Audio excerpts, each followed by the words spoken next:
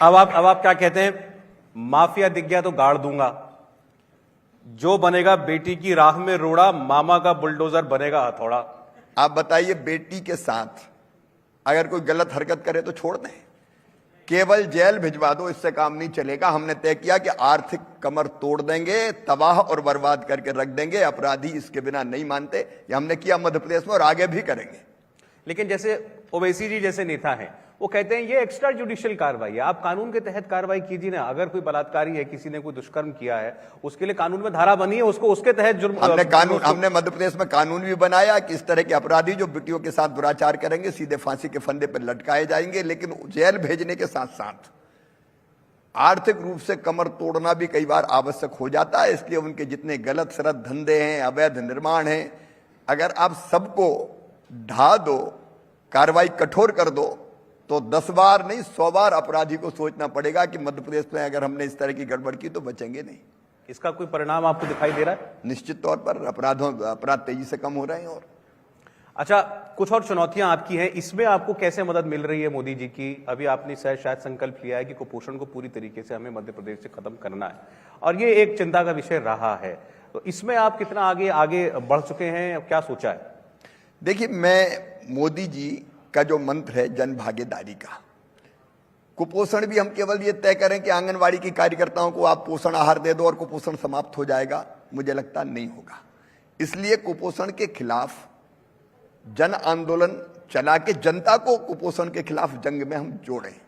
और इसलिए हमने मध्य प्रदेश में तय किया कि जितनी भी आंगनबाड़ी है, एडॉप्ट एंड आंगनबाड़ी हमने अभियान चलाया, और मध्य प्रदेश में सारी आंगनबाड़ी 97,000 आंगनबाड़ी है हमारी, सबको हमने जनता के हवाले, मतलब अलग अलग व्यक्ति सामने आए जिन्हें आंगनबाड़ी एडॉप्ट की गोद ली। और हमने केवल इतने नहीं किया कि एक व्यक्ति को सौंप दें, हमने तय किया कि भाई जो समर्थ है, मध्यम वर्गीय है, उच्च मध्यम वर्गीय है, या जो धनी है, उनकी भी तो ड्यूटी और कर्तव्य है कि कोई बच्चा कुपोषित ना रहे हमारे यहाँ। और इसलिए हमने तय किया, जैसे किसानों को मैंने आह्वान किया कि फसल अच्छी आई है, आप गेहूं और चना आंगनबाड़ियों में भरो, तो किसी ने 15 किलो, किसी ने 25 किलो, किसी ने 50 किलो आंगनबाड़ी में अनाज भर दिया। एक दिन में हाथ ठेला लेके निकला खिलौनों के लिए कि बच्चों को खिलौनों दे, तो केवल खिलौने नहीं मिले, खिलौने के साथ साथ टेबल, कुर्सी, दरियां, टेलीविजन, कंप्यूटर, पता नहीं कितनी चीजें। हम निकले थे हाथ ठेला लेके, लोगों ने 10 से ज्यादा ट्रक भर दिए 800 मीटर के पैच में। कल मैं फिर हाथ ठेला लेके इंदौर में निकलने वाला हूं।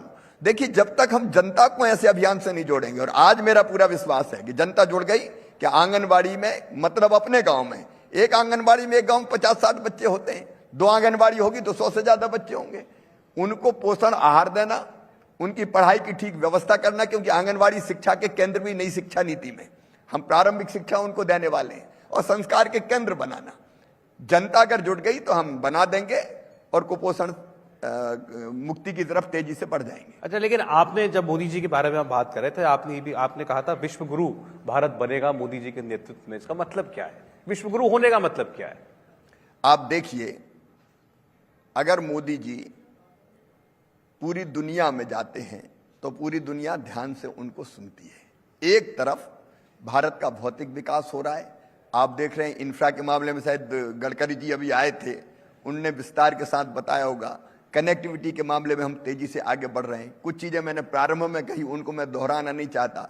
भौतिक प्रगति और विकास तेज गति से भारत का हो रहा है। $5 ट्रिलियन की इकोनॉमी की तरफ हम तेजी से आगे बढ़ रहे हैं। और हमारे जैसे राज्य ने भी टारगेट तय किए हैं कि 5 ट्रिलियन में मध्य प्रदेश का योगदान क्या होगा।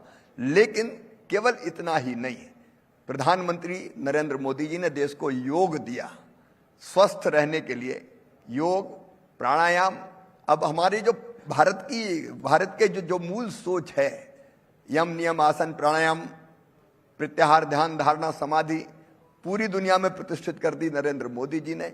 हमारा आयुर्वेद हो, प्रधानमंत्री जी ने पर्यावरण, और पर्यावरण का मतलब पूरी धरती को, पूरी दुनिया को बचाना, आने वाली पीढ़ियों के रहने के लायक धरती रहे, इसकी कोशिश करना। उनने टारगेट भारत के सेट कर दिए और उन्हें तय कर दिया कि 2070 तक आपके न्यूट्रल कार्बन, मतलब जो कार्बन गैसों का उत्सर्जन है उसको 0 तक हम ले जाएंगे, 2030 तक इतना करेंगे, 2025 तक इतना करेंगे।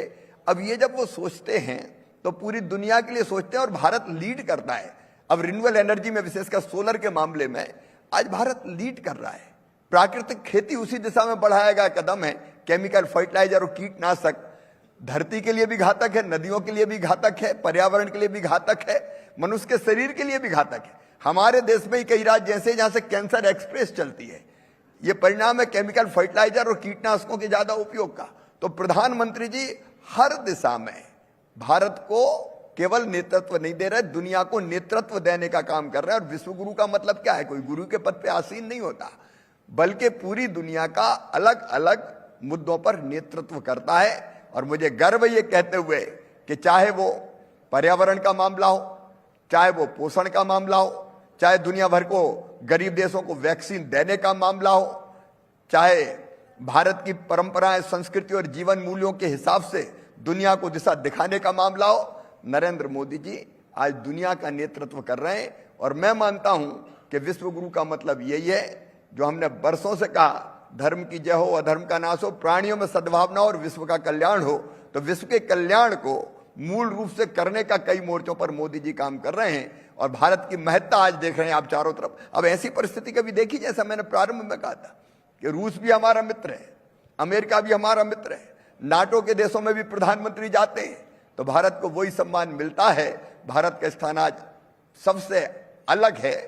और मैं समझता हूं कि आने वाले समय में हम और कई मामलों में दुनिया का नेतृत्व करेंगे। यही विश्व गुरु। इंडिया टीवी हर वक्त हर जगह डाउनलोड करने के लिए सर्च करें India TV news Google play store या ऐप स्टोर पर।